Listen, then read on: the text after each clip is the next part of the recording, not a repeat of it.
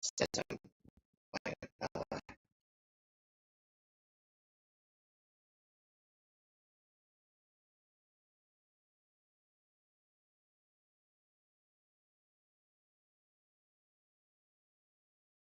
Oh wait, I didn't connect to my actual my ugh, that was awful. Okay, I think I'm forgetting something else. All right, one moment while I connect my controller.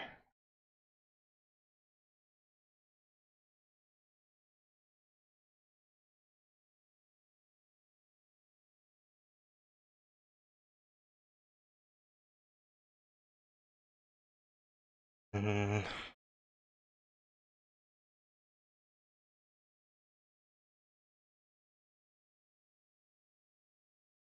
all right, I should turn this off as well.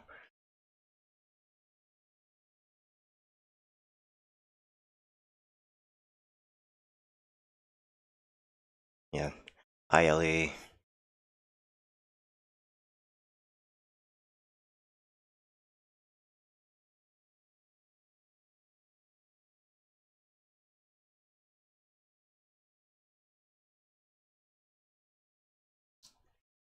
Da, da, da, da, da.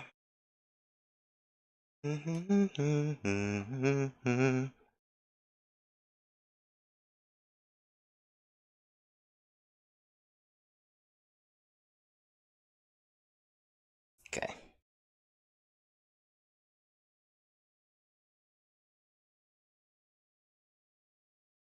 should be good.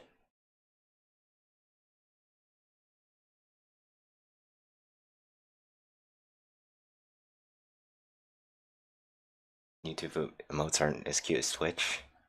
Yeah, apologies. I apologize for my lack thereof emotes.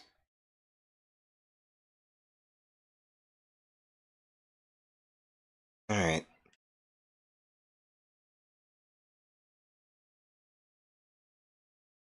I hope. Uh, I really hope audio sounds good and everything.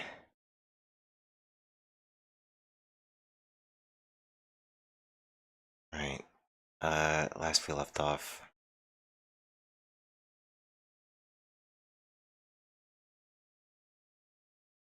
Wow, Miss Lestrade is really looking daggers at that mysterious gentleman. We need to do something to calm things down before she loses control and attacks him again.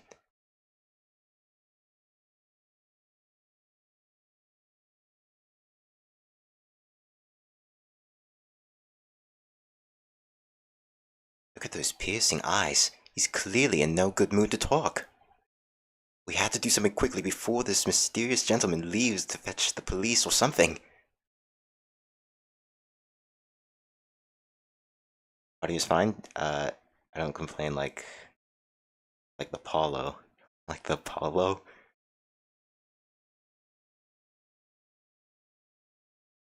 Mr. Wittybank is clearly at a loss here. We have to do something about this before he reaches for for that revolver of his. Good.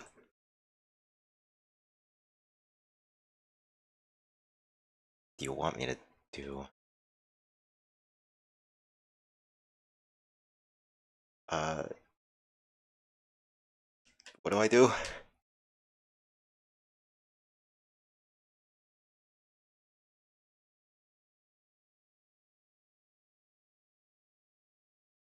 I really don't feel like this is the right time for that. Okay.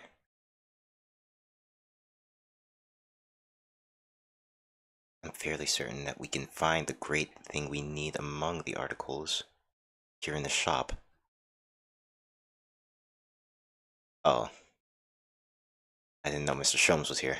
Mr. Sholmes, what are you examining with such a keen interest there? As you enjoy a bar of caramel, I see. Oh, he's depressed again. This is the court game where they're English but Japanese. Yeah, that is the game. Uh, it's basically their uh, Japanese like uh, immigrant uh, immigrants travel to England and they're just lawyers and stuff. That's the basic gist of it. So, you found me at last, Mr. Norhondo. Sorry. After that young pickpocket sent me on my way, I was forced to lurk in the shadows. Cruelly, obstra- uh, ostra- ostraced, as the rest of you partook in the juvenile atmosphere of fellowship. I had nothing to accompany my mind. My mind was too ashamed to let society see what my downfall had done to me. So, feeling mock interest, I pretended to examine the tedious trinkets in the desolate place, whilst as you shrewdly observed gnawing on the only friend I have left, the 7% solution of caramel. Pray, do you claim to understand the depths of my despair, Mr. Norhondo? But how could you? I was so lonely, so desperately lonely. Then why on earth didn't you rejoin the conversation? Things have gone from bad to worse here, you know. Yes, I have heard much of your conversation. Or rather, in my craving for human contact, my ears devoured every word that was uttered. You really were sad, weren't you? Poor Mr. Sholmes, I feel simply awful for you. Oh, cool, Japan is probably more interesting than the UK. Yikes, okay. I'm sure there's like a worse country than England. Maybe, I don't know. Seem that my interferences are correct. Oh, surely you're not about to tell us that you've solved the entire case once again? My dear madame, sometimes I wonder where my genius for deduction to be common How much could I pawn for it? It seems Mr. Sholmes has had another of his flashes for inspiration. But who knows if it will help to resolve the situation between Miss Lestrade and the mysterious gentleman. What's the right thing to do here? Let's listen, I guess.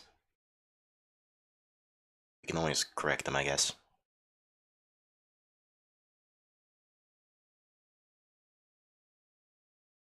Well, Miss Lestrade, it would appear you find yourself in something of a predicament.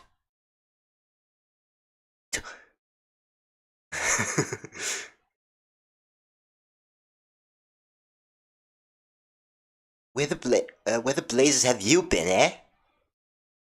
Pardon? Where's the ladies? When a lady's in trouble, a true gent's supposed to be there to help him straight away, not an hour later. Harsh. And who, pray tell, are you? There are definitely worse countries, along. I'm happy to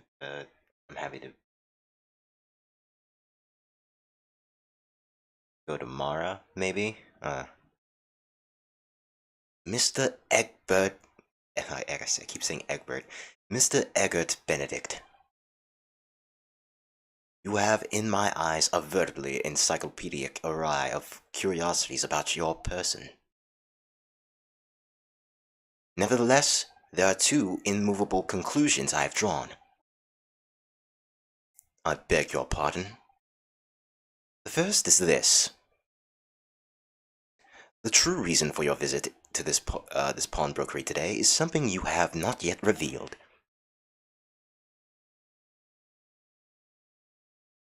And the second is this. A considerable crime in completion, one will have orchestrated with intent to steal a vast sum of money.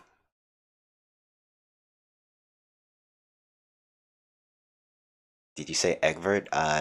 Yeah, I said Egbert, but his actual name is Egg. What is it? Eggert? Egg, Egg something Benedict. Like as I said before, a lot of these names in Ace Attorney are like just pun names. Eggert Benedict.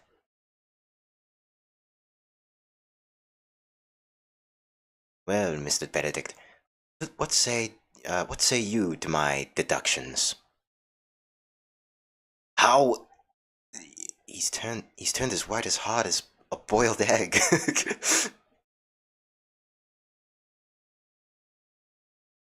Would seem that once again Mr. Sholmes has made a flawless deduction.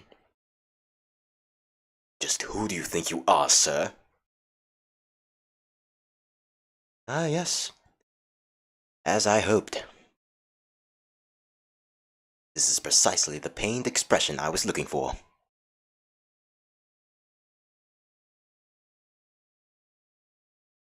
So, shall we begin? The time has come for yet another Herlock Sholmes logical and reasoning spectacular. Egbert works. Game is afoot.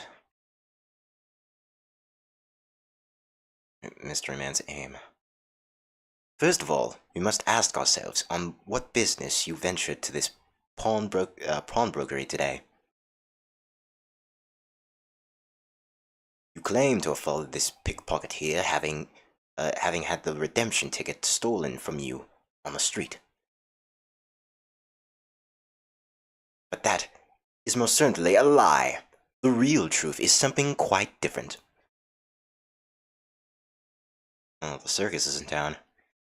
As revealed by that which you hold in your hand.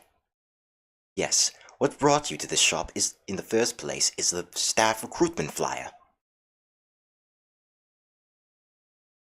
The piece of paper in your hand is a staff wanted advertisement for this very shop.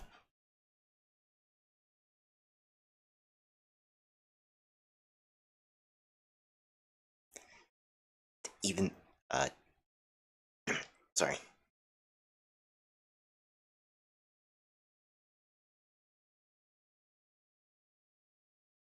One moment.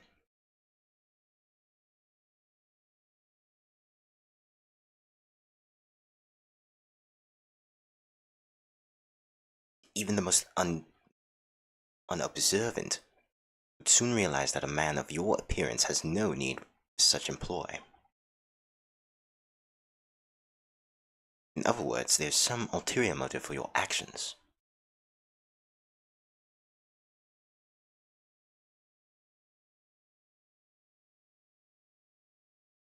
The cane which you unwittingly clutch to your person exhibits incontrovertible contradiction.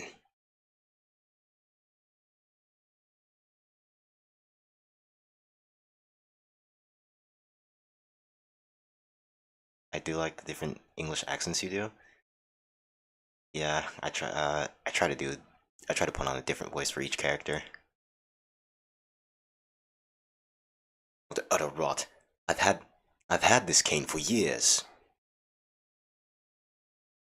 The contradiction of which I speak of course, the missing ferrule.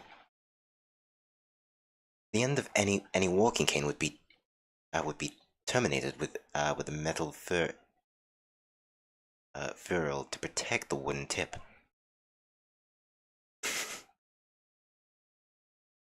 And yet, a detailed analysis shows the wooden tip of this stick to be utterly here. Therefore, there's only one conclusion. The rod that you hold in your hand, which appears to be a walking cane, is in fact not a cane at all. I'm guessing this game is set in London? Well, when you first start off, it starts off in Japan, and then the main two characters move to basically London, basically. In the Scotland Yard.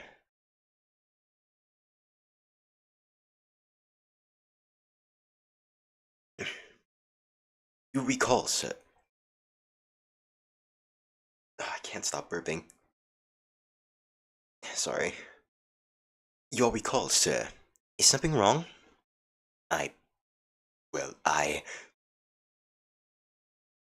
And in your recoiling, you inevitably facilitate the answer of the next conundrum to present itself. Namely, what is the truth behind this rod you bear?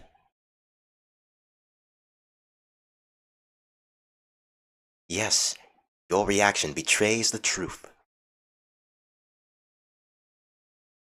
The handle which you inevitably would like to conceal is the key to understanding this riddle, you see?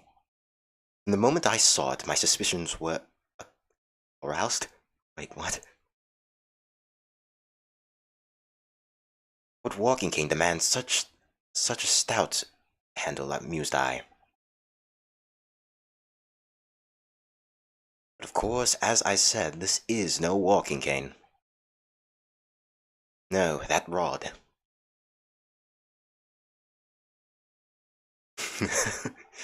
Is the broken handle of a shovel. What? Are you insane? And now, having determined this undeniable truth, the conclusion is clear. Your true motive for coming here was to take employment at this establishment in order to excavate the ground beneath the premise. A calculated crime you have convicted, sir. A wickedly calculated crime.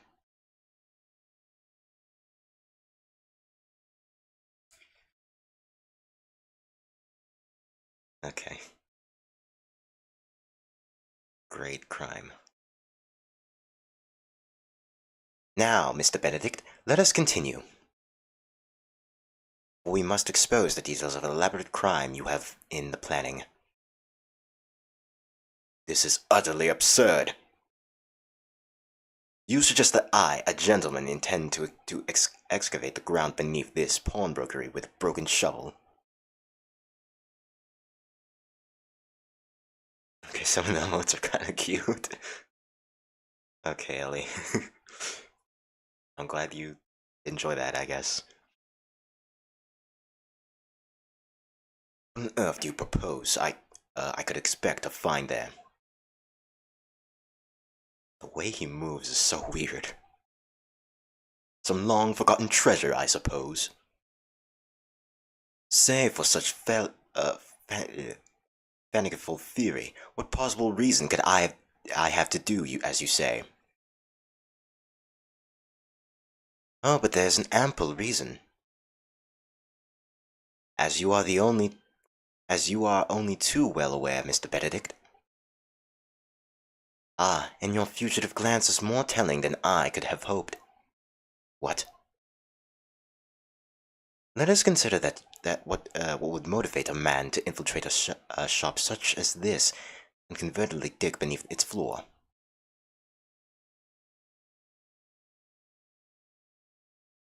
Enjoy cute modes, it's a must.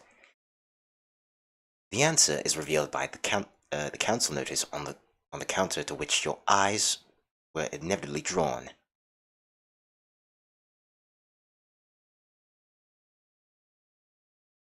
This letter gives notice of public works to be carried out in the local area.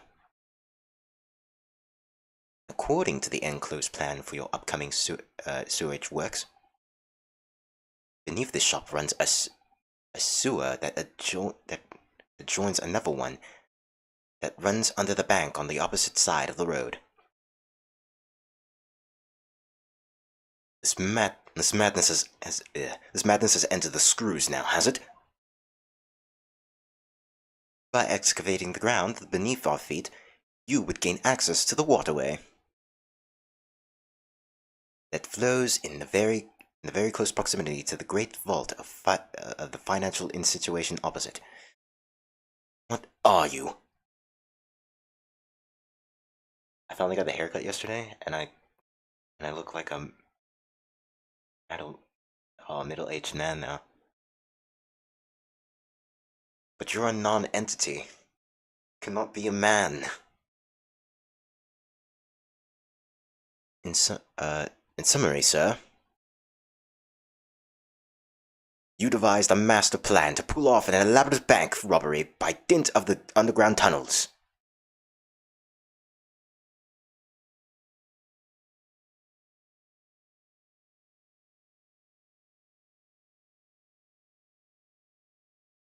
Which brings us to the last final chapter of this lurid scheme.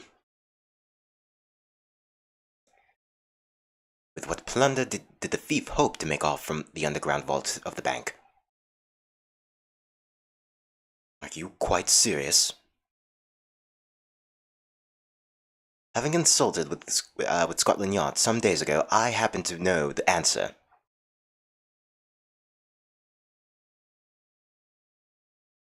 Paul said he nabbed in group chat. Who naps at this hour? Man is built different, I mean, don't you like usually like fall asleep during like streams usually, and then like wake up? That's technically kind of like a nap, I guess. Does this game have audio? Yeah, it has audio. Is there no audio playing? Hang on. Let me check. Speak of the devil.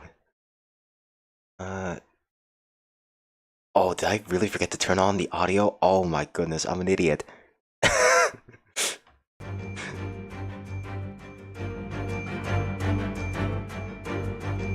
completely forgot, man. You should be able to hear it now.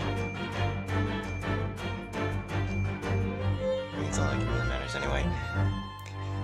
But naturally, the answer is no secret to you, is it, Mr. Benedict? I have no idea what you're talking about. Yeah, it should be fixed now. Allow me to present a rather interesting piece of evidence. You see, the picture postcard tells us all we need to know. Ellie, you were literally watching this whole stream. Why did you question? Come on.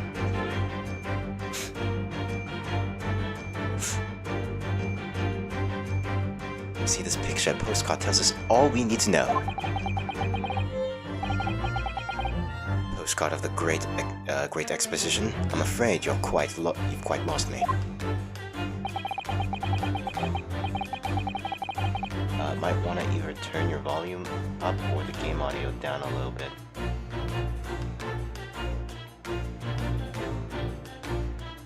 Okay.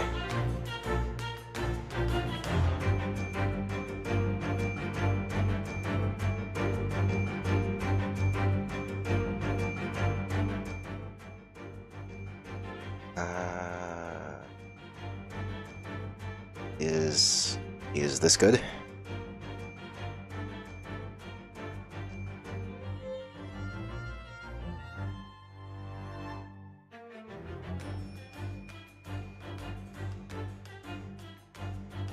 Just try to test everything right now.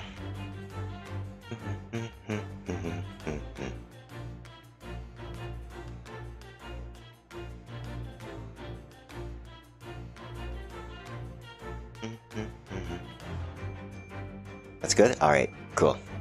Let's keep flowing. Currently in the final stages of preparation, the Great Exposition will soon be underway. And the government has provided extra funds to complete its centerpiece, the Crystal Tower.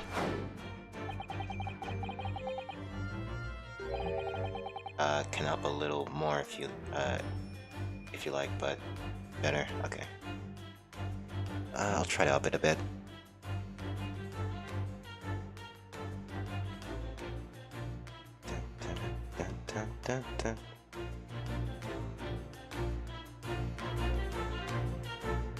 That should be good, I guess.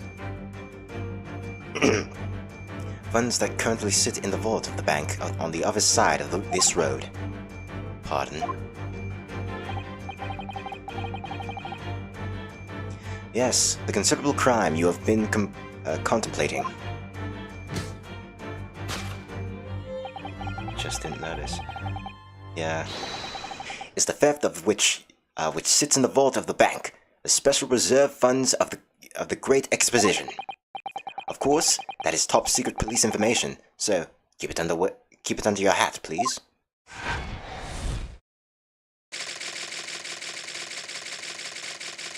Perfect. Steal the Great Exposition's reserve funds. Thus concludes Sherlock Sholmes' great deduction of this pawnbrokery puzzle.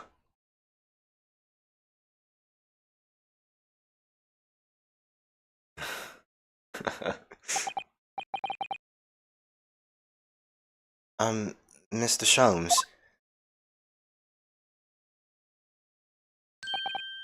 Well, Mr. Narhondo. An impressively upbeat deduction for a detective ranked with loneliness, would you not agree? This guy's so mean. Was it true what you said about the bank over the road and what it has in its vault? Indeed, though few know of its existence, it is one of the government's most closely guarded secrets. Gregson told me, in the strictest confidence. But you just announced it to everyone here, rather loudly in fact. Ah. And if it's such a big secret, how would Mr. Benedict have come to find out about it? There can only be one explanation for that. Clearly, it is because the man is a criminal.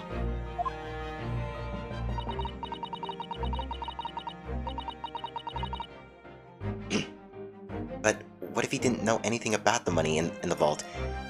If he is a criminal, as you said, then buying a brand new shovel is sure to be the first thing he does now that you've revealed his secret. Oh. Or if he doesn't, maybe Mr. Wittybank will... He already has plenty of shovels here, after all.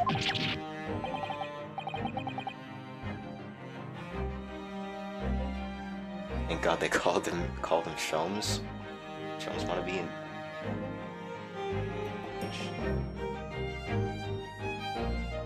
Tired of copyright of Sherlock Holmes.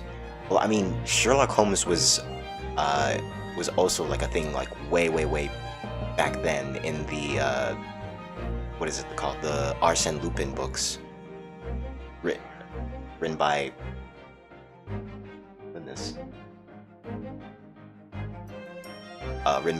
Maurice Leblanc. Sherlock Holmes. Never watched it. Is it a film? Yeah, it's a film. Like there's tons of... Well, originally it was a book, but yeah, there's tons of movies of Sherlock Holmes. Yeah, see, yeah, Paul even said it himself.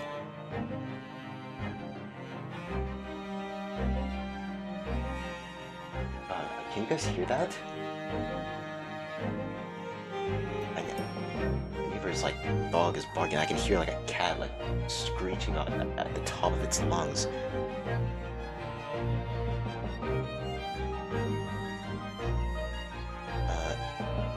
Oh my life! I assure you, I'm not so unscrupulous. Never watched Reddit. Well, hopefully this has taught you a valuable lesson. Sensitive information must be handled with the utmost care. I hear no animals. Alright, well, that just goes to show how good my mic is, I guess. One can never be sure that someone privacy secrets won't disclose them. And once the word is out, it's out. Perhaps I'll think twice before confining you next, Mr. Sholmes. I feel like TV series is good. And that cat/dog didn't come through with the mic. All good, okay. An excellent idea, Mr. Narhondo. An excellent idea.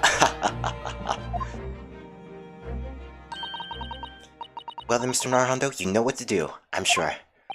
Yes, let's listen to the great deductions again, and see if we can massage it into shape. Massage it into shape. Who says that? Very well then. Let us start once more from the beginning. Do I have any pets? No. My my parents would not allow that, to be honest. Of Herlock Sholmes' magnificent logic and reasoning spectacular.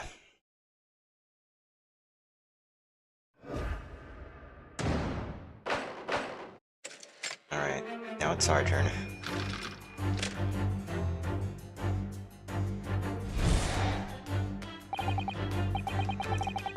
First of all, finished for the pawnbrokery today. Plaintiff pickpocket.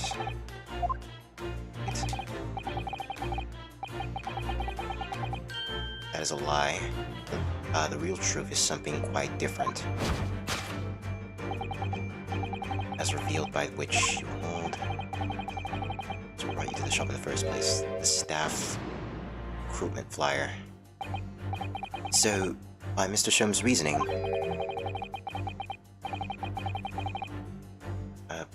Mr. Benedict came here in order to apply for a job so he could dig down through the floor. Yes, an attempt to tunnel into the sewers to gain access to the money in the vault of the bank across the road. My cat is watching me. That's what cats do. Just stare off at lots of things, to be honest. But it wouldn't be very far within a broken shovel, would he? He wouldn't get very far with a broken shovel, would he? No, I think it's fair to say his motives lie elsewhere. The question is where? What did bring Mr. Benedict here at this particular point in time?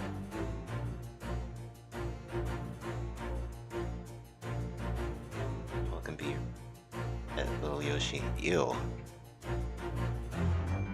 Gee. What's going on?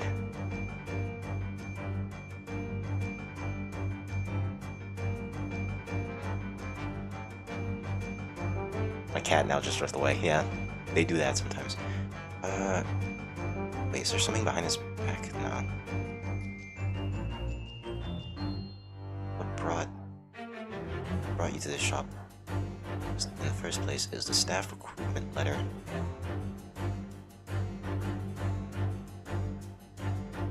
As Ellie said, the fifth comment audio is fine. I don't complain like Polo. Oh yeah. She said that indeed.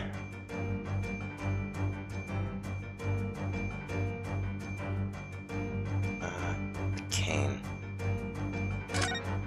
Look at this a bit more. That's a proper English gentleman's cane, isn't it? Look at the beautifully polished brass on the handle.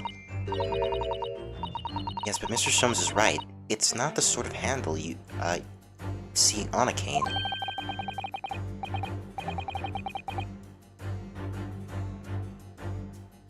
Don't expose me. I already read that though. Perhaps it's the latest London fashion. I mean, that's just guesswork, of course. Perhaps you could adopt a cane, Mr. Narhondo. It might rather suit you. I have a feeling it might argue with the sword around my waist. Cat is very weird. She'll look at you and then run away, but and when you follow her, she'll keep running away. Yeah, that's usually how most cats act. Like they don't like when you approach them, like they'll like either like usually like run away, but like the further you are, the more they'll like watch from like a distance.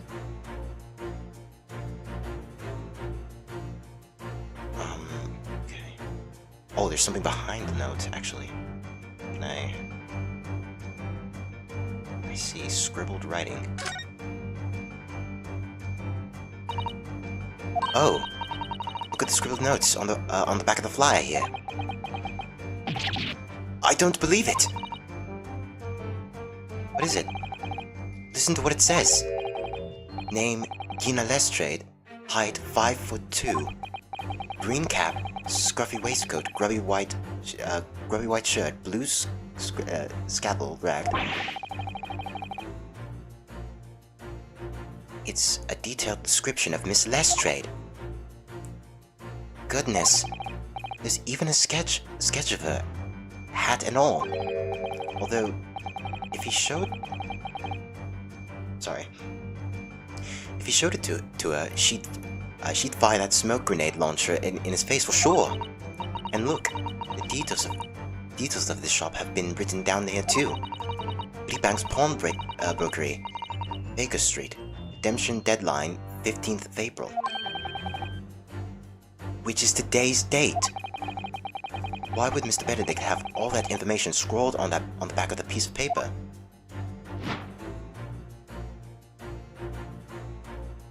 Info about Miss Lestrade, okay. Take that! Take that.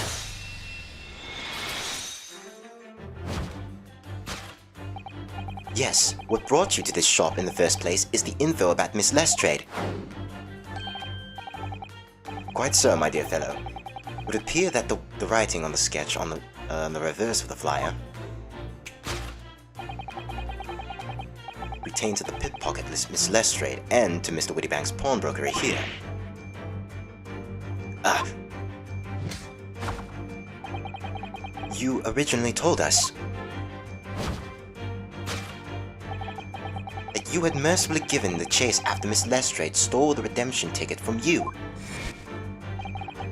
But that, sir, is fiendly vile lie. It is the information on the back of the flyer that led you here today, by which I mean here to Whittybank's pawnbrokery, and today the redemption deadline of that overcoat. Oh, it's the same character from court? Yeah, we're basically playing from his perspective, basically. He's the main character. And like when we're not in court, we're basically like in his point of view. But on occasions it will show like a third person view of him from time to time. Like during cutscenes or scenes like this.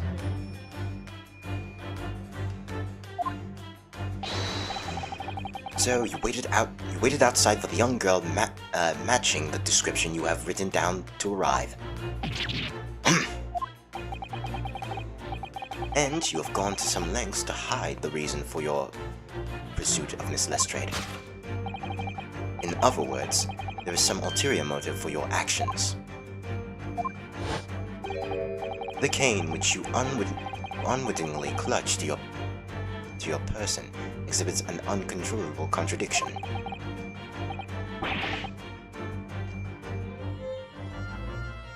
The girl in my class thought the housekeeper owns the house.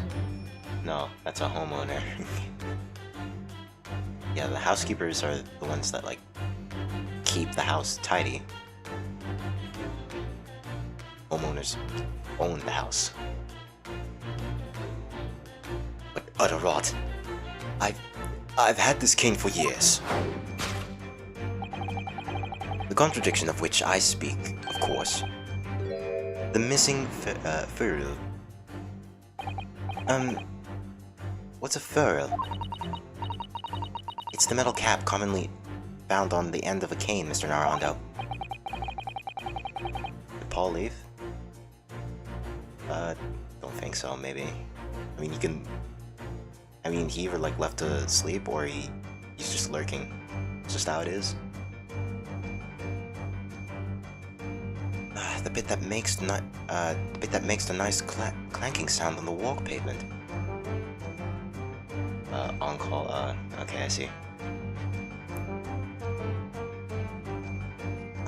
That bit makes the nice clacking sound on the pavement.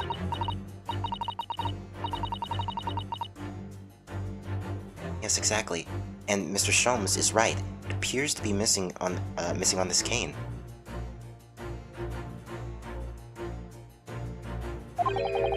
Yeah, tell him I said hi, by the way. But it doesn't actually look broken, does it? No, it doesn't. Though, the gentleman certainly did recoil when Mr. Sholmes identified the cane as suspicious. In other words, there's some secret about the cane that Mr. Benedict would rather we don't know.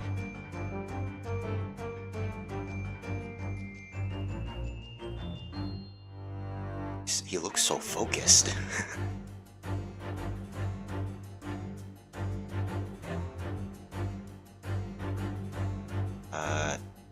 The initialing doesn't seem to bear his initials. Look here, Mr. Sato. There are some letters on the handle. Ah, yes. Those must be initials, I think. In the West, it's customary for people to engrave their belongings with the first letters of their names. So, Herlock Sholmes would be H.S., you mean?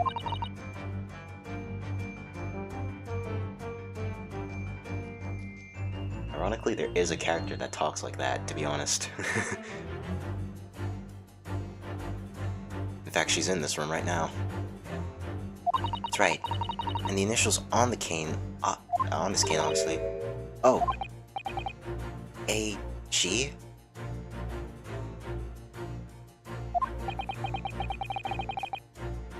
Why is it that... Why does it feel as though that's not quite right? Well, no, because... I mean, yeah, because his initials would be E.B. Okay, can you guys chill it? Don't let me into the studio or I'll make the worst track ever.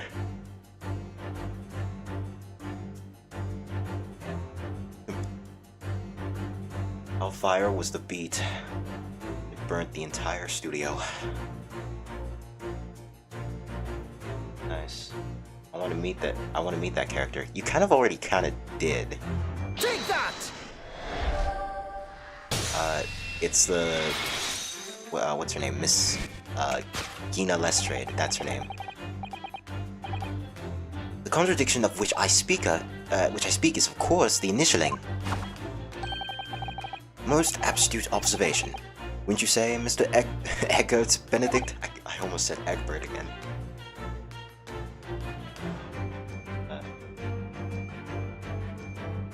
All a brother-sister convo. We are led to believe, sir, that your initials are EB.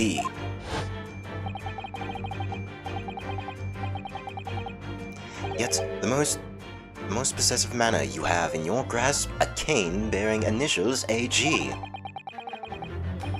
An incontrovertible contradiction indeed, would you not agree? No, you're wrong. This cane isn't... You said before that you'd had that cane for years. Ugh. So don't try to tell us that you just borrowed it from a friend or found it in the park. In short, though you hold yourself to be a gentleman, you've withheld your true name. Could it be that Egbert Benedict isn't his actual name? You recall, sir, is something wrong? I don't actually talk like that. The best would probably be a Kendrick, but I like it went for the cheese grater. Yeah. I don't think I can ever do music. Winking lady asks when she comes up. Well, no, I meant, I mean, I could just, like, show the characters, like, whenever I want to on screen. Like, we have the list right here. But it's, this lady right here. Gina Lestrade. A young pickpocket who first met during a trial 2 months ago. She and Iris have become firm friends since. And in your recalling, you advertently facilitate the answer of the next conundrum to present itself.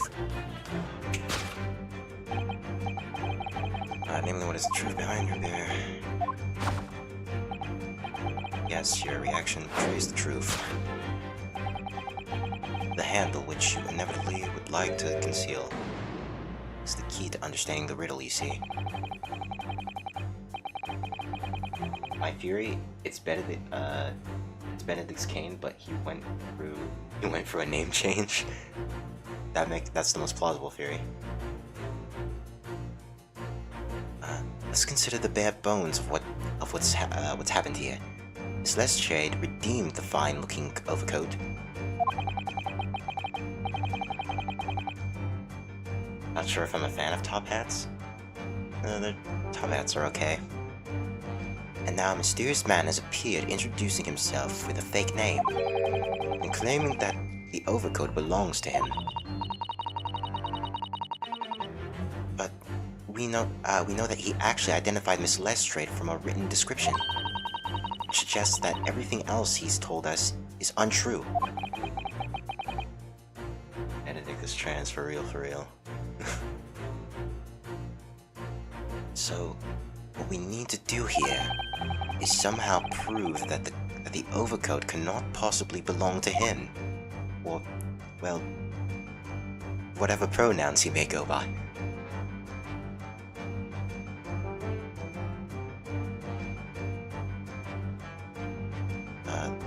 Okay, and you inevitably like to conceal.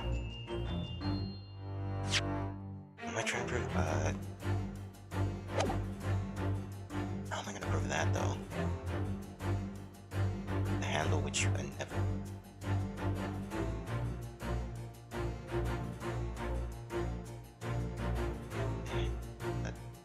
Understanding this case.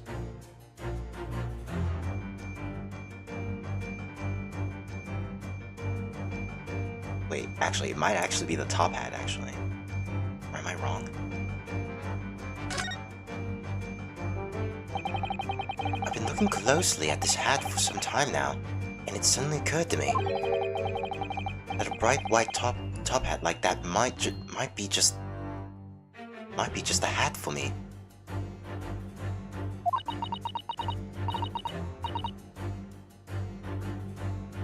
Benedict has a top hat cover a bird spot, for real, for real. That honestly sounds so true. It's not the first time birds have, like, appeared in, like,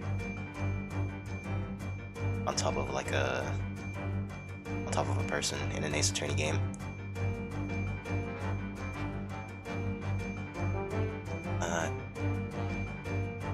You like it, do you?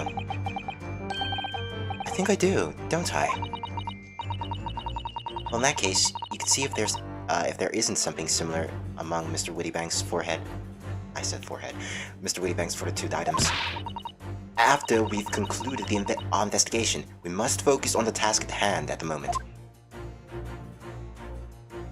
Status hatch which you would like to conceal is the key to this case. Is there anything else? Oh wait, no, there's a tear at his hole. A split seam. Is the policeman and his lady in this couple we said was Em and Paul? I don't think so, but I think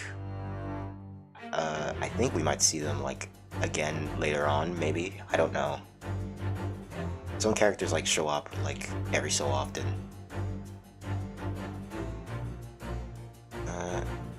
Oh, a team on the shoulder. There's coming up. It's coming apart. Look. So it is. Do you know a moment ago when Mr. Benedict was surprised by something that was said? I thought I heard him make a strange ravered noise. It sounded like a bit like a tiny growl. Now I think it was probably the sound of this seam ripping open.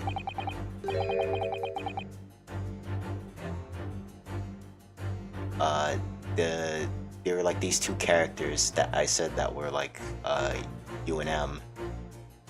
I'm pretty sure I sent what they look like a while back in the WhatsApp.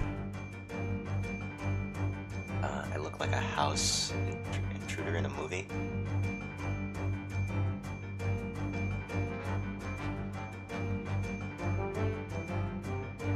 What about a house in a house includer? If you look closely, it does seem to be very tight fit.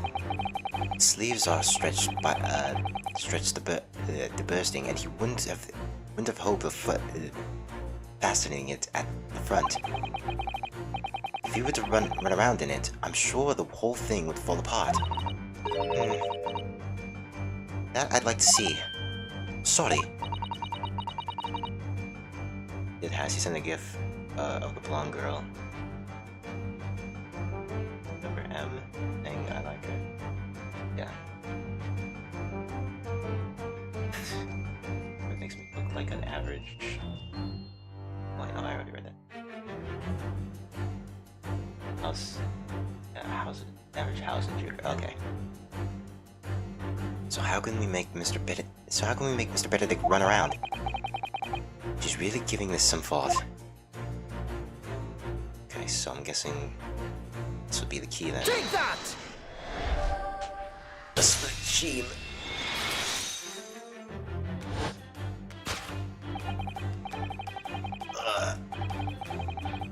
I need a stretch. Split seam, which you inevitably would like to conceal, is the key to understanding this riddle, you see. Yes, because the overcoat is rather obviously poor fit.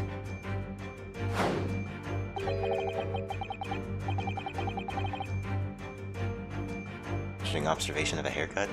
My haircuts look awful, man. I hate getting a haircut, to be honest. Having forced it over, your broad shoulders, the seam is already breaking apart. This dude. My suspicions were aroused from the outset. When you so badly lied about your name and so boldly waylaid this pickpocket. This catalogue of untruths has been all for one very specific purpose. To steal the article that the young girl redeemed from Mr. Wittyback.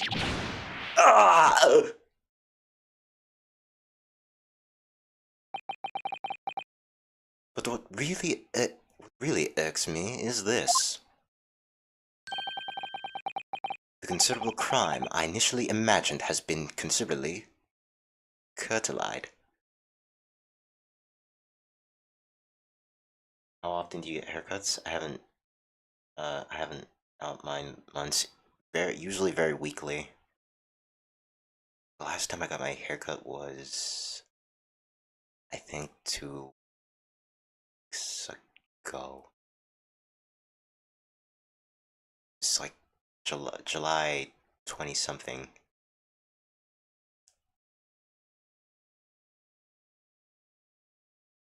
It was on the day of my friend's birthday, I believe. 20. Yeah, I can't remember. Considerable crime I initially imagined has been considerably cultivated. Alright, on to the next one. The abscond with deemed item. Case is on. Let us continue. We must expose the details of your elaborate crime for you have in the planning. Subtly absurd.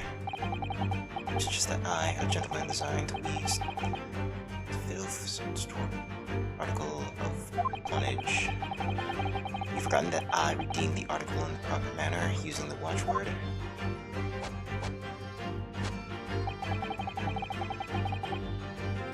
Can't remember, like last week.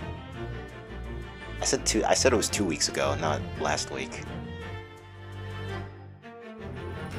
It's like it was on the day of like my friend's not his birthday, but like it was like a party for like his birthday party. It was pretty cool. Like he had like a place reserved. There was like a layer of donuts, like chocolate fountains. It was like pretty fancy. But like yeah, that was on like the day where I said like one of my friends got drunk while I was walking home. And he started like opening up about a lot of things.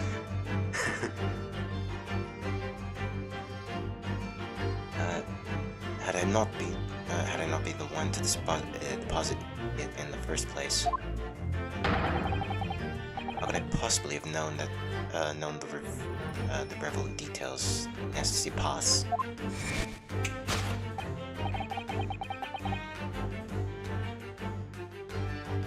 Oh, but the watchword can be discovered. As you are only too well aware, Mr. Benedict. And your fugitive glance is more telling than I could have hoped. What? Yeah, there were like a bunch of like donuts, like I don't know how to describe it, like they were like stacked on like layers, like different types of plates. Let us consider how one might come to learn a secret watchword relating to the pawn property of another. The method is revealed by the council notice on the counter to which your eyes were inevitably drawn. The direction of the deduction must change rather dramatically now, I think. Yes, no more talk of tunneling into the sewers. Which is a pity, because it all sounded rather exciting. You can't be serious. Anyway, can't deny that this mysterious gentleman did know the watchword. Yes, Professor Layton. If you didn't know the word, Mr. Wittybank would never allow you to redeem the article. Oh hey, okay. Looking at it another way. If you did know the word, Mr. Wittybank would allow you to redeem the article whether it was yours or not. The gang's all here. So the question is, could this gentleman have found the watchword out somehow?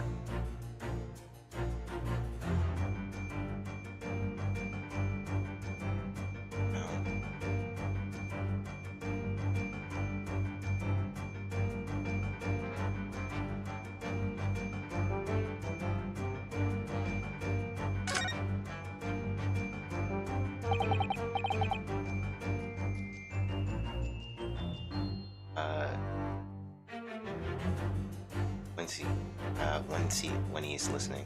I don't think it was listening. I think it was like, aren't you two on call right now? I don't think it was like fully listening. Look at this, Mr. Sato. It appears to be a memo that Mr. Wittybank has scribbled to himself. Let's see. What does it say? Oh, Professor.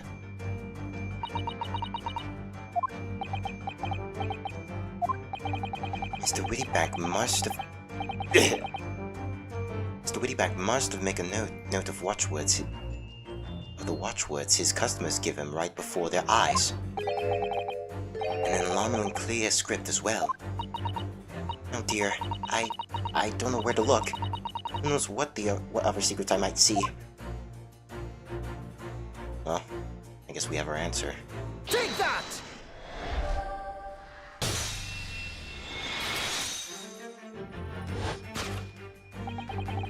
You listen to your lack of game audio? Yeah, but he missed the part where I said 2 weeks and not 1 week. The method is revealed by the nonchalant on the I said nonchalant. The notelet on the counter to which your eyes were individually drawn.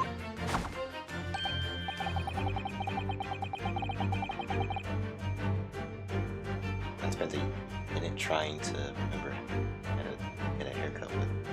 That was the last 2 weeks. Yeah, it was 2 weeks ago.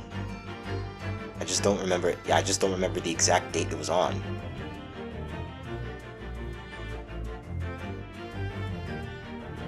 And he's like, "Oh, you have poor memory for not remembering 2 weeks ago what happened."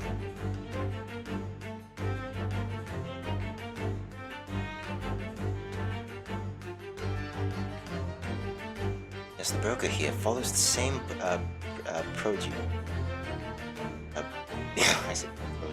procedure whenever a customer comes to redeem an article.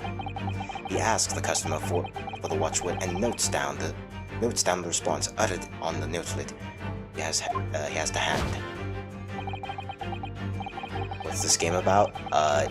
So Japanese lawyer moves to the great city of England, and he's like a lawyer, and he's doing this for, you know, his dead friend who died during a boat trip, and now he's you know, doing this lawyery thing, and trying to believe in his clients to the best of his abilities against a very professional prosecutor who, whenever he gets people sent guilty, they end up dead the next day, apparently, somehow. They call him the Reaper of the Bailey. But yeah, getting back to that, he is our main character is a pretty cool guy with a borrowing a sword from his dead friend, and he can he's teamed up with the Herlock Sholmes to solve crimes and help people in need to defend them. He also lives in his attic. That's the plot, yeah. I like the steampunk, yeah. And then he consults his ledger to confirms whether or not the watchword matches that of an article in question. I would expect nothing less of a diligent pawnbroker. But his diligence is clearly has its disadvantages. What are you talking about? It is increasingly apparent that you were present in this shop before your accusation against Miss Lestrade.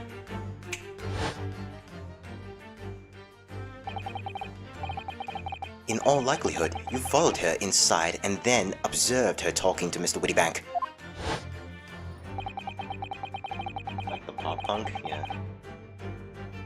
Brooks lives in the attic. He's the MC.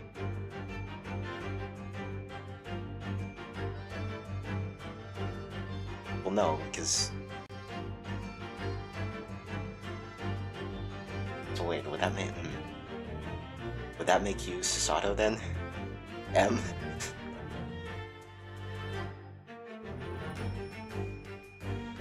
When the digital broker made note of the watchword as his common practice, you observed him writing the word professor on the notelet beside the ledger.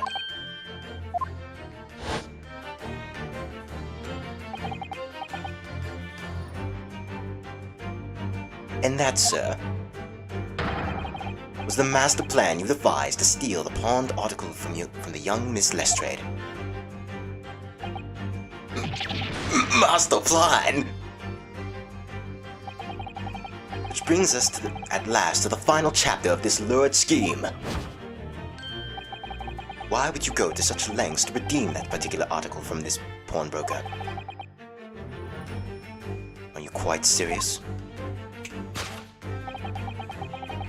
An ill-fitting overcoat hardly seems to justify the effort, much less a worthless music box disc.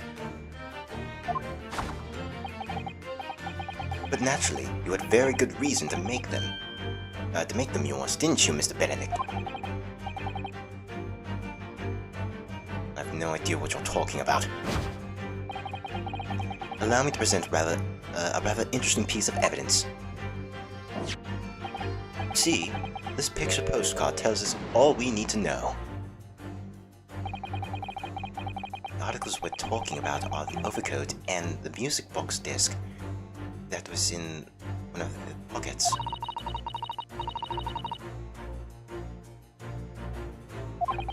Oops.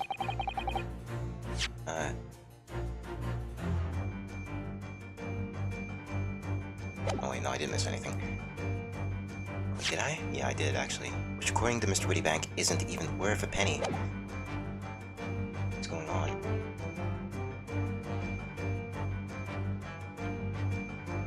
And yet this man went to such lengths to steal them. Why? I wonder if, perhaps, we already have the evidence we need to explain it, Mr. Naruhondo. Would we really? I'd better have a thorough look through all the evidence we've collected so far. All we have is a music disc. And, well, our armband, but that's just our armband, so the answer here is clearly the music disc.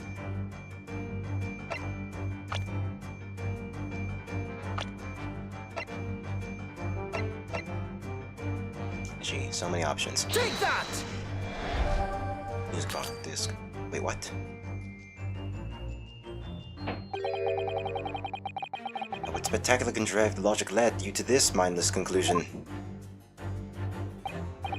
Oh, well, it's supposed to be logic and reasoning spectacular, so I thought I'd contribute to the show. This is my show, Mr. Naruhondo. Kindly perform any particular experiments on your own stage. Sorry.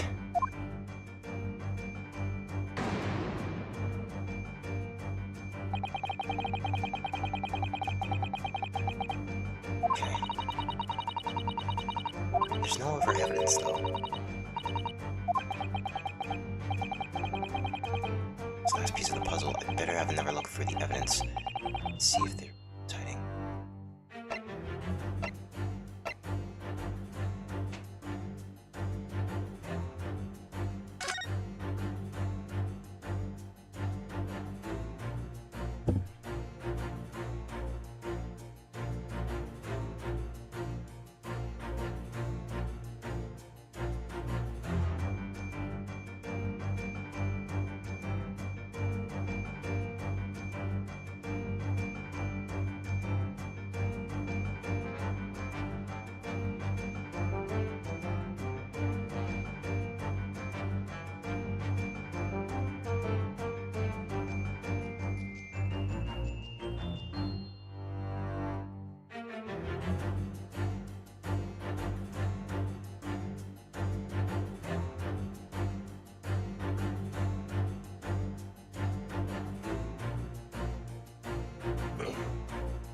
Sorry.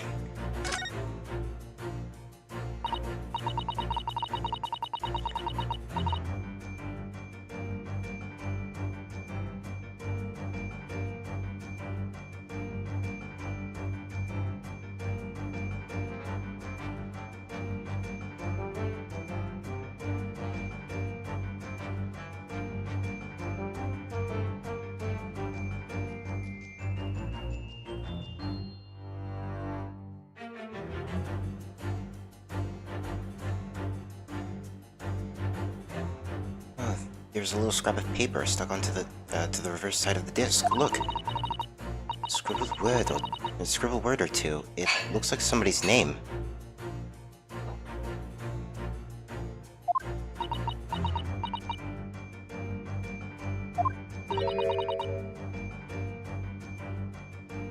Or McGild.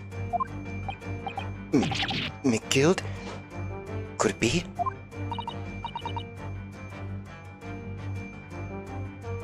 It is, Mr. Naruhondo. A name I shall never forget for as long as I live. Why? Why is his name on this?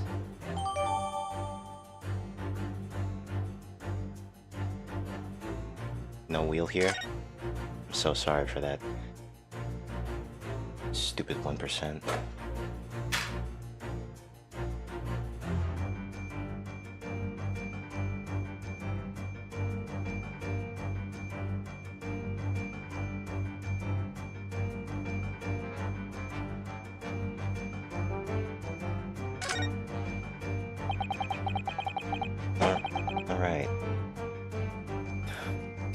M.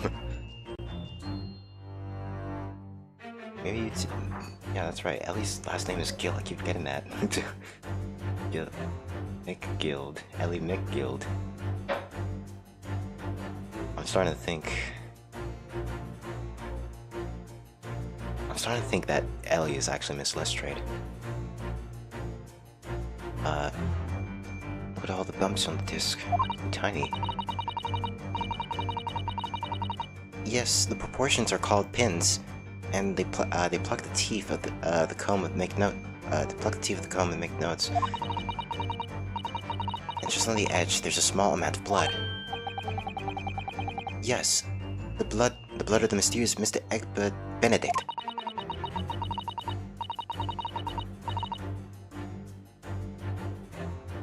When Miss Lestrade tried to grab the disc from him, the pin scratched his fingers, it seems. Like when you're grating some daikon radish and accidentally catch your finger. You're the Gina Lestrade girl.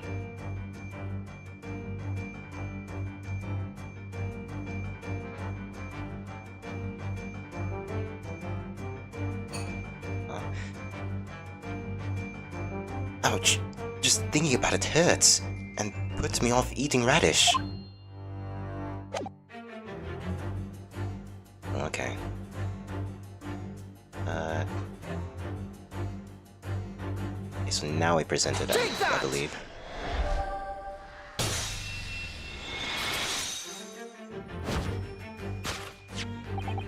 See, this music box disc tells us all we need to know. What's that on the back? It reads for Mr. McGill.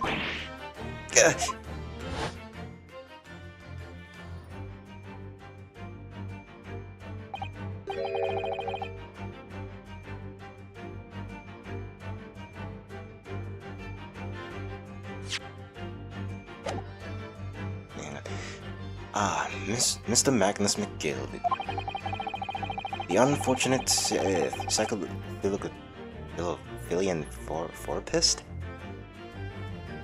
who perished in curious circumstances at the Old Bailey 2 months ago.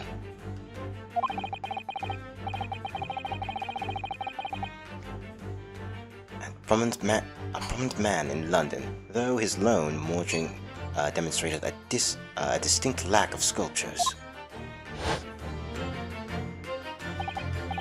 So, you're an associate of his, are you? Or perhaps a subordinate? Mr. McGill was a man of unusually small stature, in fact.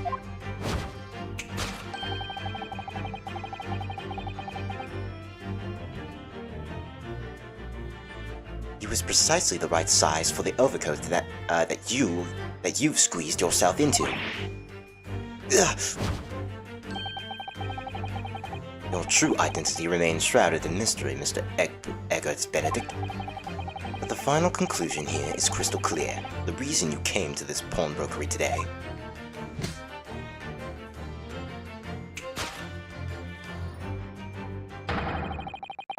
was to revive an article left behind the late Magnus McGill.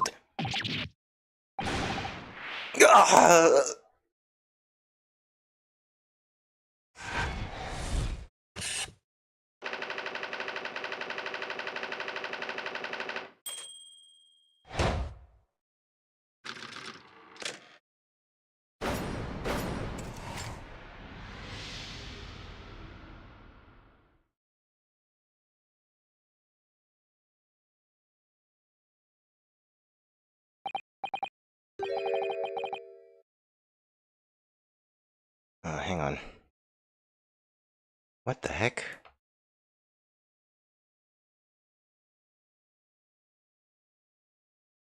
I'm missing something.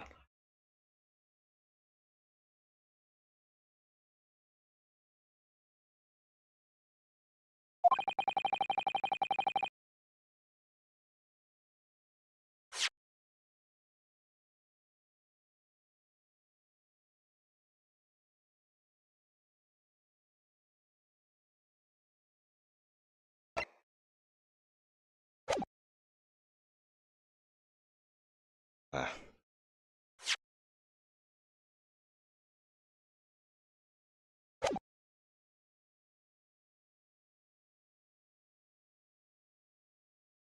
Let me try this.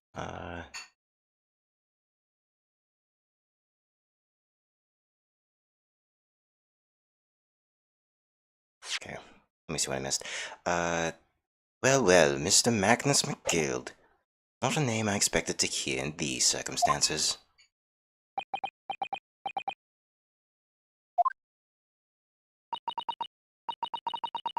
Mr. Sholmes, I'm afraid there's something very troubling on my mind. Pray tell, Mr. Sato. Well, according to what Mr. Wittybank told us earlier,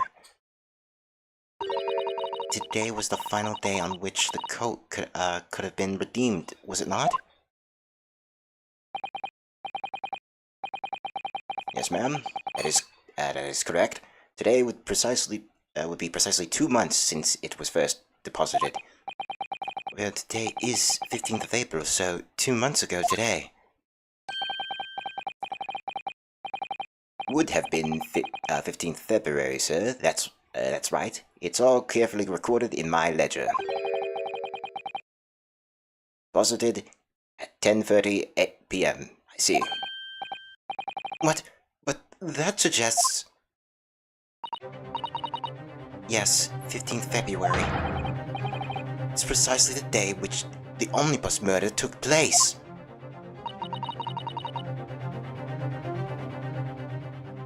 Pink bow tie, very cute.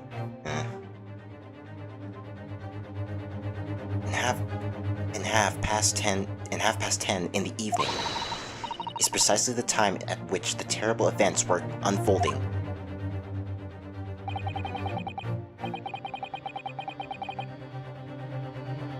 Suggestive is not the word. It would seem the matter is entirely beyond coincidence.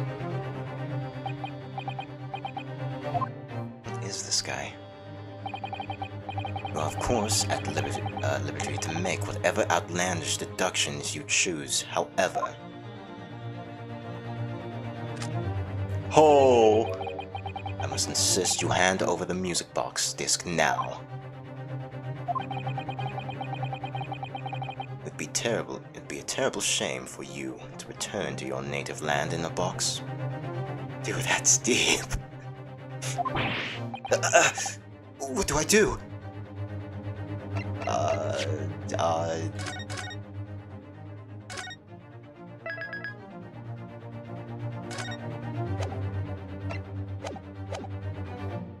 Absolutely not. There's some things a man must protect at all cost. Like his balls. This may well be one of those things. Yeah, average day in Britain, I guess. He's got a gun. Then again, it may not. Mr. Wittybank! This is my shop. I can't allow any harm to come to my customers. If that were to happen, I should have to take my own life. Mr. Wittybank, no! Alright, that's enough. It's Gregson. Inspector Gregson! Inspector. That's right, Sunshine. The alarm is raised for one of our dedicated emergency lines. So we got here as fast as we could. Now, that's all. What's all this all about, eh? Oh, praise be, you're here at last. I'd say more knives. Bit extreme. Yeah, it is. Oh, praise be, you're here at last. I was moments away from forfeiting my own life, my very own establishment.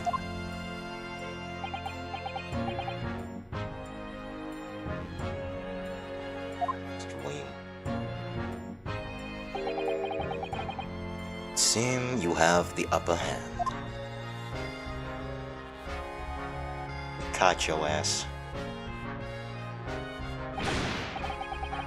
Right, you lot. you've got some explaining to do. I don't appreciate being bothered with some petty angry boggy. Petty? Mr. Wittybank very nearly met with his end. Yeah, by his own gun, as far as I can tell. Oh dear. The whole of Britain could meet with its end if I don't get to the bottom of this case I'm supposed to be working on.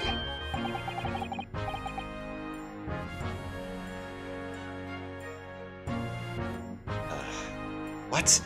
What on earth is this case, Inspector? Spare no detail, Gregson. I might have said a little too much. No matter. It's nothing to do with you lot. Anyway, sir, you're gonna have to come with me down to the station.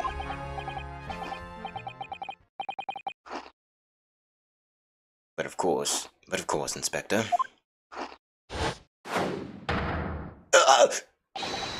He's getting away! Get after him, lads. Whistle the beat, Officer 2. Sir!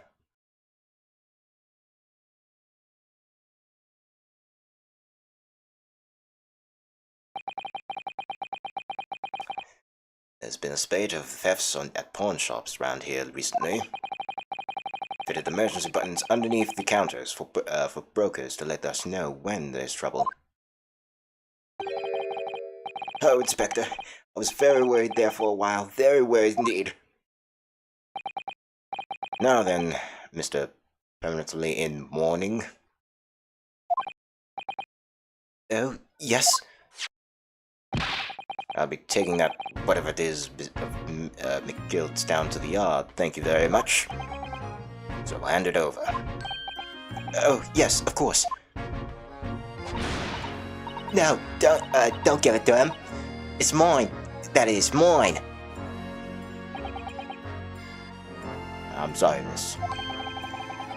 But anything belonging to McGill has to be taken in as evidence now. As evidence? If the police demand something evidence, my dear fellow, we have no choice but to confabulate.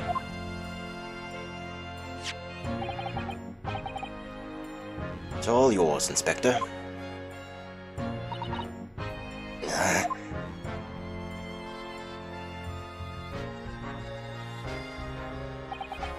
So we handed Mr. McGill's disc over to the Inspector Gregson, and was summarily turfed out of the shop and onto the street. Yeah, you're a character. To be continued. How long have I been streaming for? Should I keep going?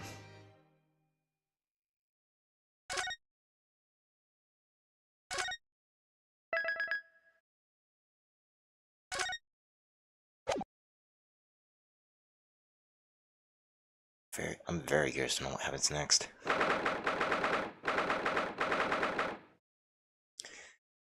15th of April, Baker Street.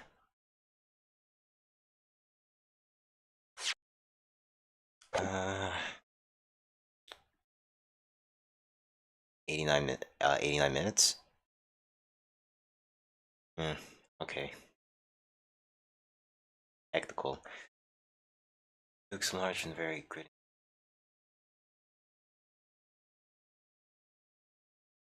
Whatever do we support?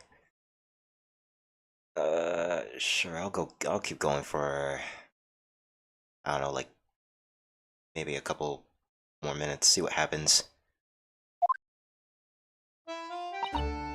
See? That's why I hate grown-ups. All they do is feed a pack of lies and take stuff away from ya. But really, Miss Lestrade, tell me, is that overcoat keeping you warm? What? Oh my, surely you were given that.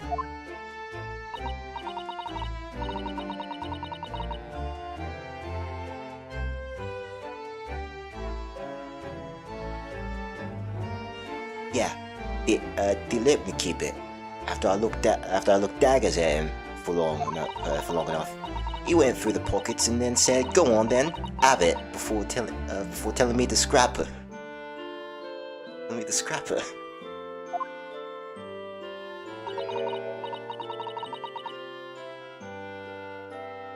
Always pays off giving people a look like you hate them.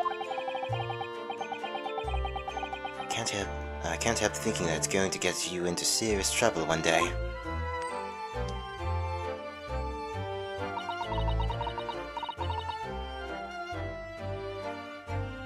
What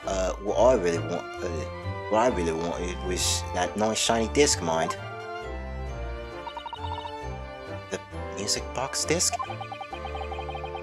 But Mr. Wittybank said it was practically worthless.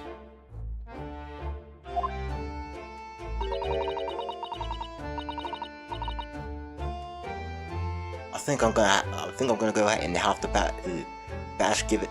I think I'm gonna have to go and have another bash. Give him a long odd stare. I think not, Miss Lestrade.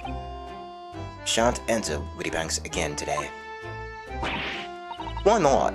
It's not fair. It can't be helped, I'm afraid. Police are investigating the scene now, and taking a statement from Mr. Wittybank. But that disc's mine. I had a ticket for this coat, and it was this coat's pocket. Aw, would you? And there should be something else. Yeah. And there should be something else and all. That's what the Rotten Cove said, ain't it? I think you mean in it. Yes, he did mention something about another article, didn't he? Well then, that's mine too. Whatever it is.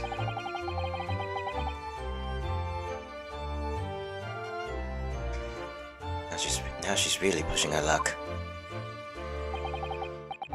Miss Lestrade, I think it's time to admit defeat. You've had your haul for the day. Yeah, and it's all your fault, Sholmes.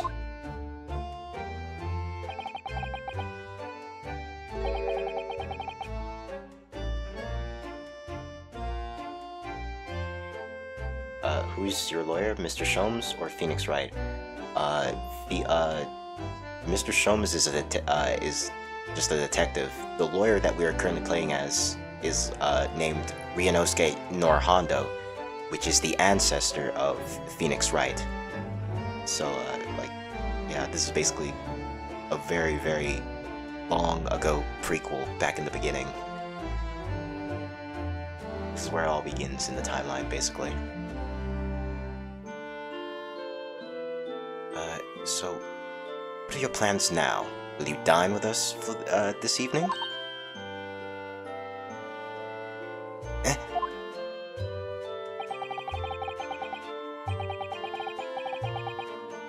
Iris would be delighted to cook. Sure, and I might entertain you with a modest violin recital.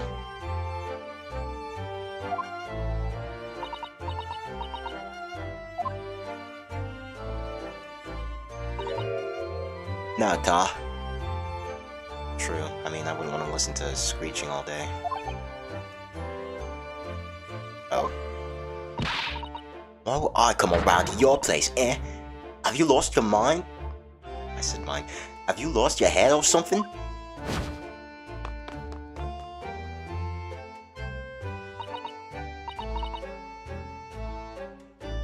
Oh dear, she's gone.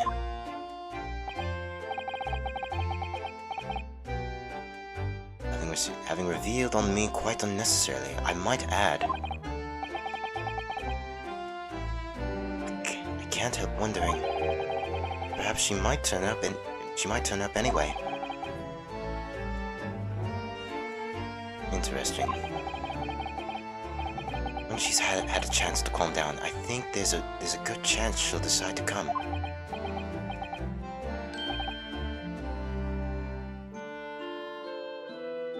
Very well then. From Iris, this is the place for our potential guests at the dinner table for this evening. And one more thing. I should be glad of your company later too. Sorry. I believe I have a rather splendid surprise to show you.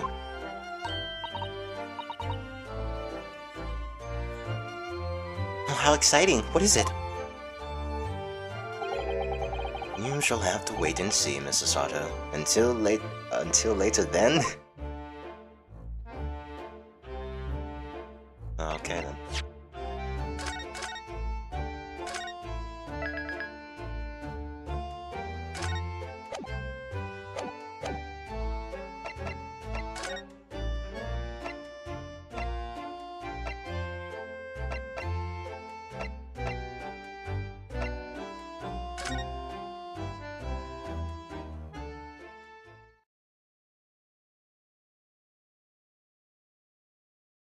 Flirting? What do you mean flirting?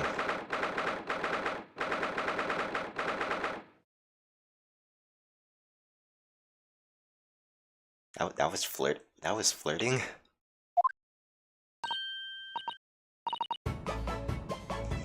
Ah, Susie! And Runo! Come in! Afternoon, Iris. Oops.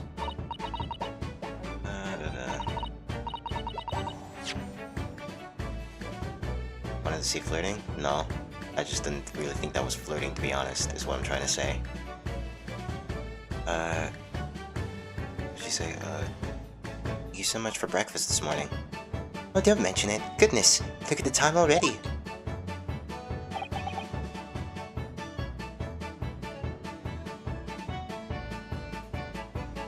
Between the two characters, didn't feel like it was flirting. He just he was just like trying to invite the both of them for dinner at his house.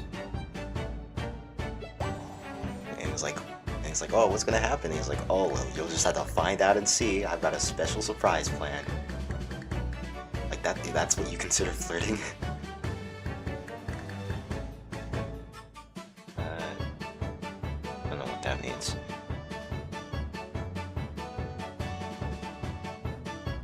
Kill this fly, won't leave me alone. Sucks to hear. Busy as always? I am. I'm preparing everything for dinner this evening. Already? You're obviously cooking something special, are you? Oh yes. After all, we have a special guest joining us. Dinner date? Yeah, a dinner date with yeah, he invited both a guy and a girl to date. How old is he, actually? Actually, I haven't checked that. He's 34? And she- oh wow, Ellie. You're telling him to date a minor who's like 16 years old? That's kinda... yikes.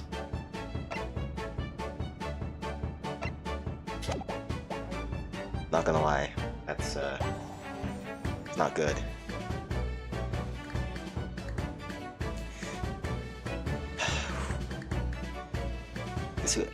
Guess who it is? Go on. You'll never guess.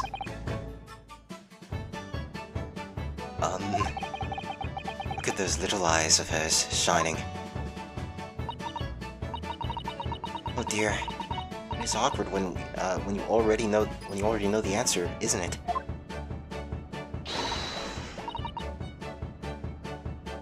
It's Ginny. Isn't that exciting? Whoops, maybe not. Yeah, that's what I was saying. Oh, what a surprise! Yes, that's wonderful news. Wow, Iris seems overjoyed at the idea. Paul can't see Makoto.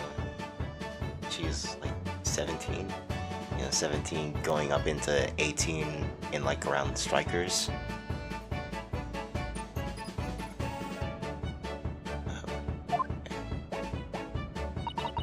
Can't wait to learn some pickpocketing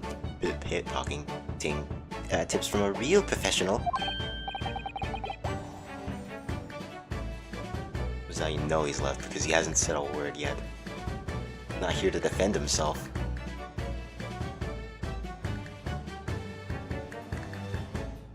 He'd be like, "Oh yeah, I love Makoto. Oh, I mean, just look at her. She's so." That's what he'd say. Oh yes, that does sound like fun.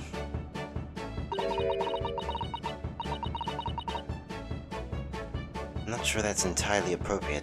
Are you? I'm not sure that's entirely appropriate. Are you, Mr. Naruhondo? By the way, Iris, what's Mr. Sholmes up to? No, he's busy at his desk.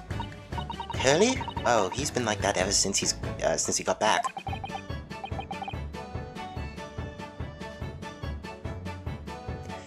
Hello, Mr. Sholmes? I beg that you won't speak to me. Sorry. I don't know who you are, but kindly take your leave. As you can see, I'm not here. I don't know how to respond to that. I do apologize when he gets like this. He's completely oblivious to everything. Yes, I see. Really, he behaves like a child sometimes. Hurley does. Mr. Sholmes and Iris have something of a parent and child relationship, don't they? Yes, except that Iris is clearly the parent here. Come to think of it, I wonder where her real parents are. What's the matter, Runo? You've ever such a funny look on your face. Seems Em's not here as well, so it seems I think they just both just decided to split, I guess, without saying bye.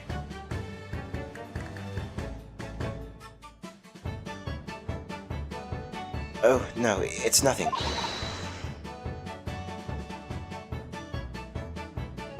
I know what it is. Why does this girl live here with Mr. Sholmes?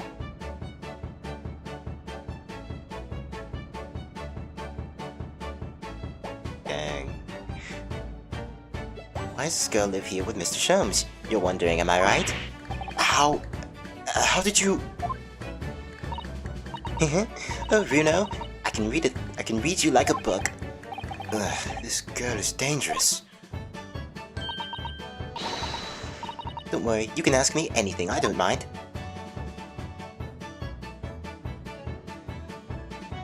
Getting their train spotting. Like usual.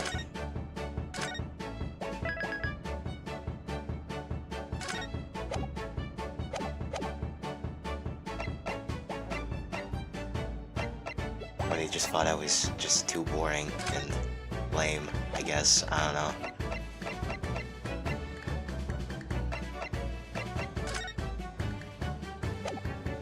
Never represent this. Yeah, baby.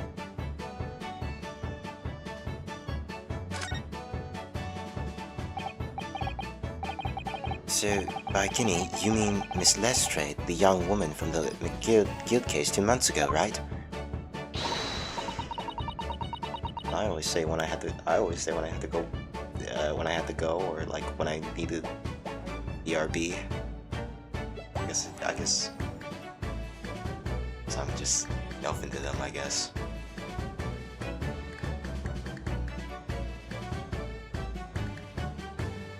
Pretty boring.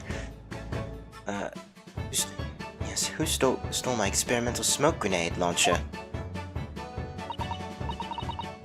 Although after that trial, I invited her back here, and we had dinner together.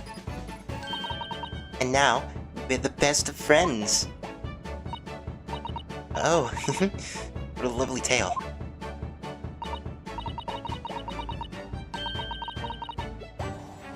Yes. Now, if I bump into her on the street, she runs away as fast as she can.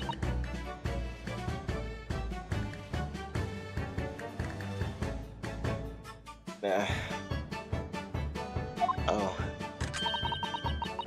And I chased after her down the back alleys. Interesting idea of the friendship. And then I let her have... Excuse me. Sorry.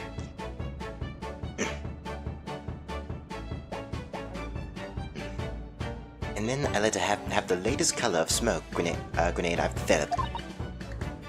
Oh. There's so many beautiful colors in the world.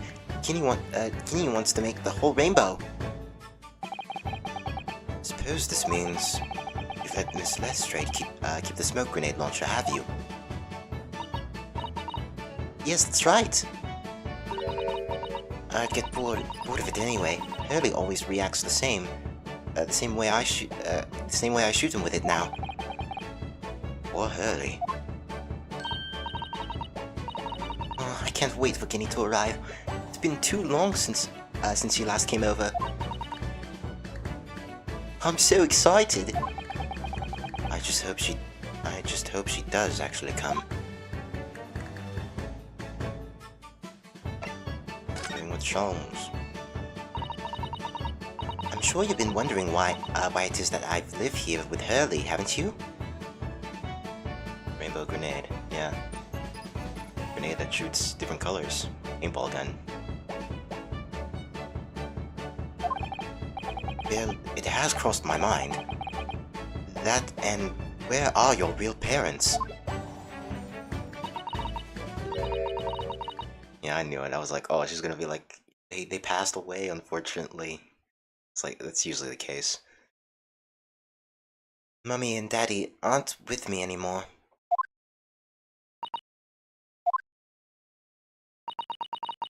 Mummy passed away when I was born. And at around the same time, my father went to go grab some milk, I guess. Well, he had to go far away to a faraway land for because of the cause of because of the cases he and Hurley were working on. Wait a minute.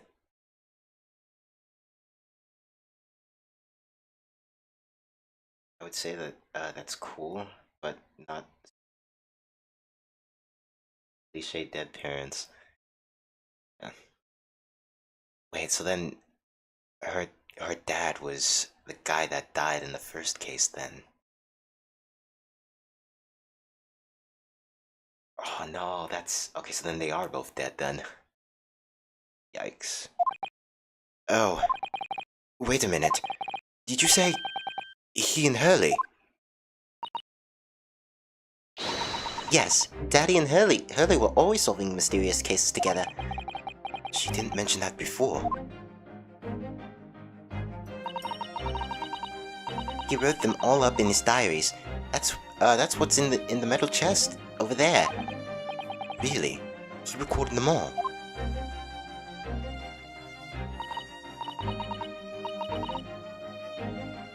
So, you mean it's true, Mr. Sholmes? Really did have a partner with whom he tackled some of his most taxing cases? My new parents? I mean, she's already with, like, B. Sherlock Holmes. Herlock Sholmes. Oh yes, I mean, it's always nice to have one, isn't it? So, Mr. Sholmes' partner was your father? Exactly. Hurley told me I wasn't allowed to look in the chest. But that only made me want to look even more, so I opened it up. And found your father's memories? Yes, so I asked Hurley, who wrote these? He nearly fell off his chair. But then he told me that's when I found out that the author of all of those accounts was my father. So Iris's father was Mr. Sholmes' partner.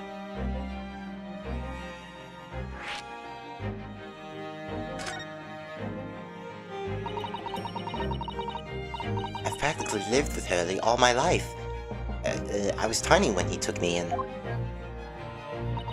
So, it came as quite a shock when Hurley told me he wasn't really my daddy. I mean...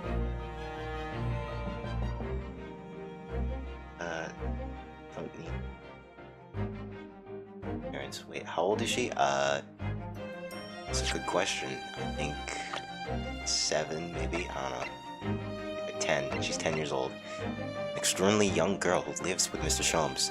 She has a degree in medicine and is an author of a popular series of short stories published in a prominent magazine. When Hurley told me he wasn't really my daddy, I mean... it must have done. I wonder why Mr. Sholmes chose to tell you at such a young age. Alright, I wasn't told until I was like a teenager. Hurley says it's because he wouldn't have been able to hide it from me. Oh. Well, having lived with Hurley all these years, you might say that his ways have rubbed off on me. There's some things I can just see. Especially lies. I almost know when people are lying before they open their mouths sometimes. 10-year-olds. 10 years old, has a degree, and is an author. You're young, yeah. She's already got a bright future. Right.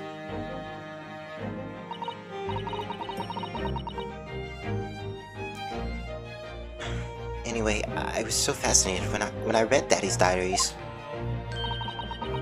That's what inspired me to write the adventures of Sherlock Sholmes, actually. I'd always assumed Mr. Sholmes simply told you all those thrilling stories. Oh no, Hurley's hopeless like that. He forgets everything. As soon as he's solved the case, it all but vanishes from his mind. Oh, I see. The other day it was so embarrassing. As usual, he totally forgot about the case he just solved. So the very next day, he gathered together all the people involved and proceeded to solve the case again. He's doing better than most of us, yeah. It was quite a shock for everyone. You can say that again.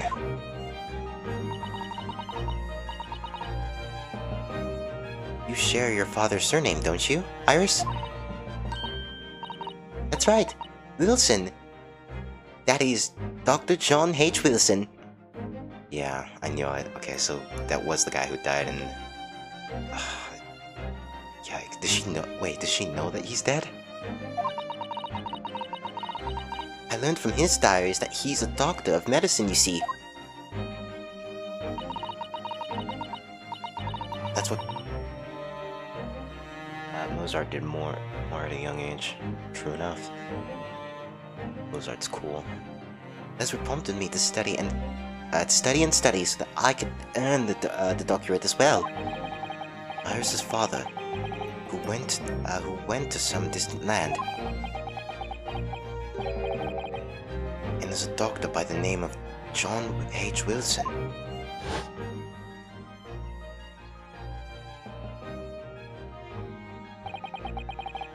Now this is a flashback to the first case. The court will now hear the trial of Ryunosuke Naruhondo. Kindly state before the court the name of the victim in this case. The victim's name was... Dr. John H. Wilson. That's right. Visiting professor of medicine, Imperial Yume University. And the man who was in the most bizarre of circumstances lost his life just before we left Japan.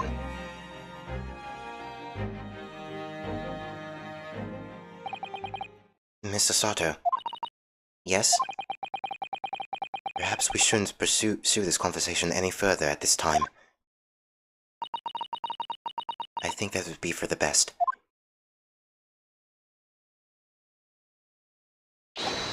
Ah, my dear fellows! How good to see you. Eek! Mr. Sholmes! Why ever did you not make your presence known to me before? Well, no matter now. So, how the devil are you? We've been with you for most of the day. Goodness, really?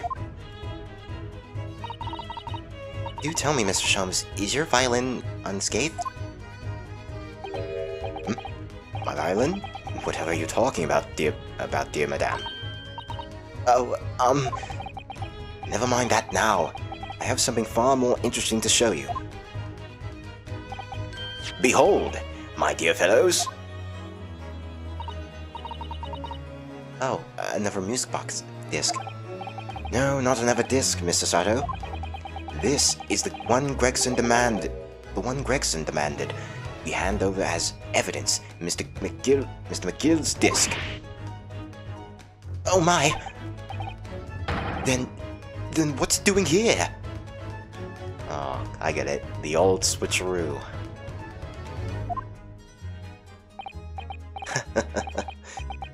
You know, at times, Mr. Norhondo, I think that though I have an undeniable turn of detection,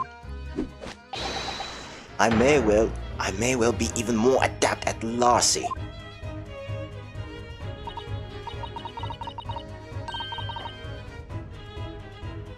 They like music boxes? No, that was the what was it? The girl Kina Lestrade's music disc that she wanted to get, but she couldn't because they had to hand it over as evidence. But it seems Herlock seemed to have like replaced the music disc with a different one, and now he has the actual copy of the music disc, and that's why she's inviting Kina over for dinner to return the disc to her.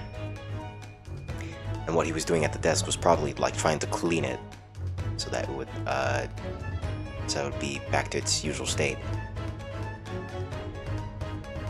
Ooh, that would be wonderfully exciting. I'd be your pickpocketing assistant, and Bruno could be our go-to lawyer if we ever get caught. Right. Plus, Susie has such beautiful handwriting, she could write all our menacing crime notifications. Yes, I'd be delighted. I'm just going to pretend that conversation never happened, I think.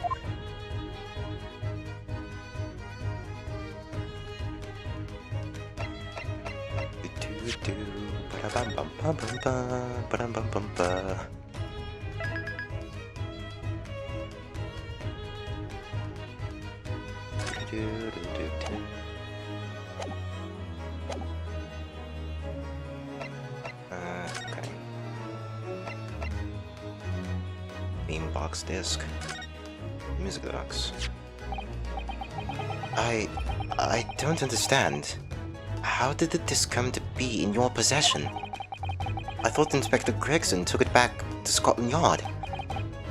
Quite correct. And that sort of uncompressing attitude is precisely why I always carry some of this. That's a bar of caramel, Mr. Sholmes. Your one and only friend in times of loneliness, if I'm not mistaken.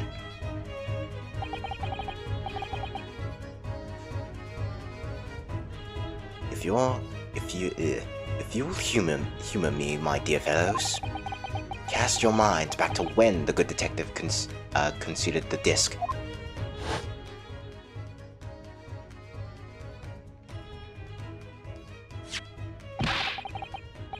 Taking that, blah blah blah.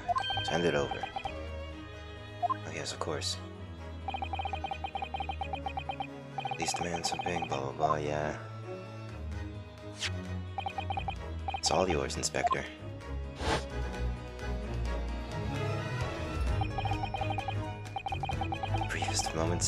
briefest moments, I had the disc in my hand. Did I not?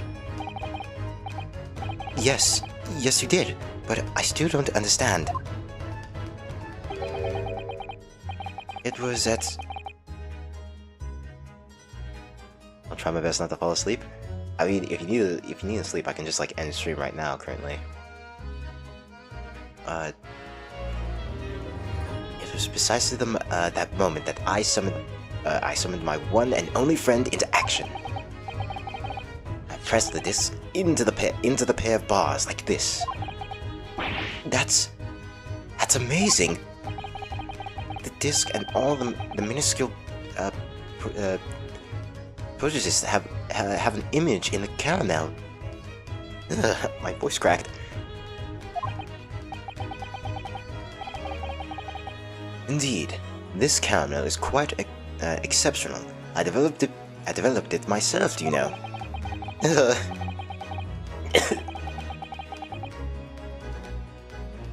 Suitably soft for making impressions, but resistant to melting.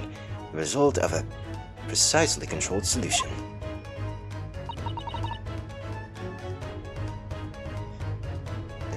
How extraordinary! Carrying a pair of these on one's person frequently proves very useful indeed. Take a house key, for example. A simple house press and its unique form is duplicated. I'll have to go to sleep soon. My eyes are struggling. Yeah, okay. I'll probably end after this dialogue then. I can enter anyone's property at will, and never without high source nourishment. Yes, it sounds illegal. In the image, I was able to create this. I confess I was most curious to know what manner of music would issue the disc when played. Alright. That shall be it for now. And we'll continue some other time, I guess.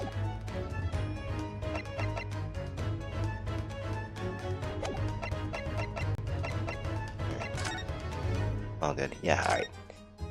Thank you for watching. Let me just save real quick. Nice stream, 12 isn't low.